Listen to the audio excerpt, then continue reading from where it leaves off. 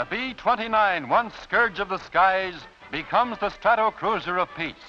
At the Boeing plant in Seattle, a mock-up, perfect in every detail, shows the luxury of the future sky giant.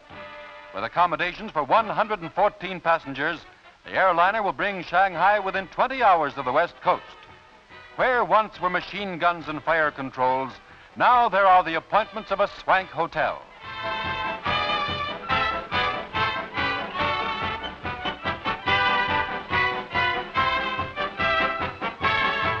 A far cry from bomber to boudoir, but out of the grimness of war, decades of aviation progress have been wrought.